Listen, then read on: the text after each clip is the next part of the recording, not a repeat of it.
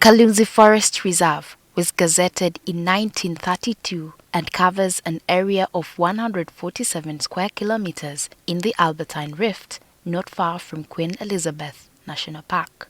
With an elevation between 800 meters to 104,000 meters above sea level, the forest is home to several wild game that use it as a habitat. The National Forestry Authority has embarked on plans to repopulate the forest with wildlife. The forest has 3 chimp families that are independent of each other. Habituation is a process where the primates, like the chimps, are made to interact, are able to interact with the human being freely without being scared away.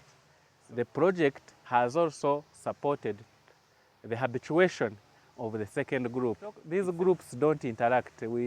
They are independent. This one we do it for tourism here, the other one is for research.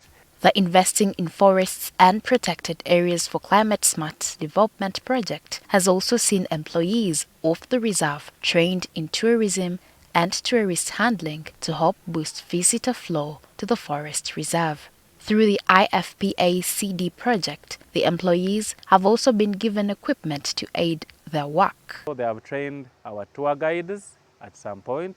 They have also supported them with the uniforms so that they are smart as they do the tour guiding. We do birding. People come here, there are hundreds of species of birds. People here come to do birding. The project have given us very nice binoculars that when we come with visitors, you are able to view a bird.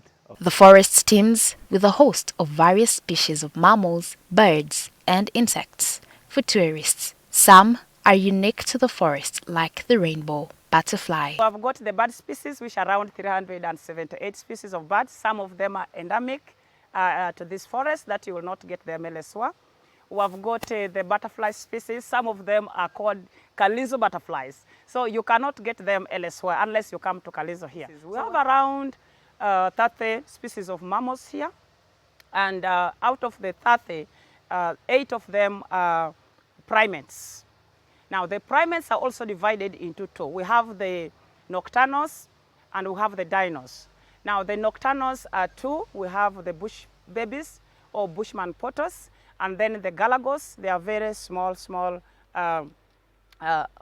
like antelopes. All the forests and animals here face the challenge of encroachment and poaching. However, the National Forestry Authority has developed collaborative resource management as a solution. Here, the communities around the forests are engaged in the protection and conservation of wildlife while they make an income from the forest. This is where NFA enters into an agreement with a registered group, and then the agreement is signed between NFA and the group to manage a section or part of the Central Forest Reserve.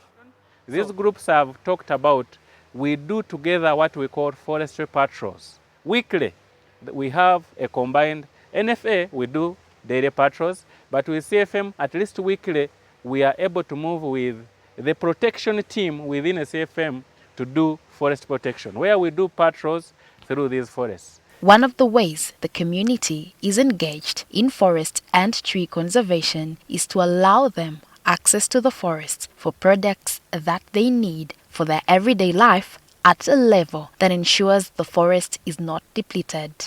Organize them to access the allowed products which they can get from the forest. For example, they are allowed to collect firewood from the Central Forest Reserves. They collect, like here in Kalunzi, they collect firewood twice a week. And it is through these organized groups that regulated firewood collection can be done. So they can also collect herbs for domestic use. They can just get to through the chairman of the group, they get to the forest supervisor and be able to get to access herbs. They can access water. Most of the water points here in the surrounding is within the reserve here. And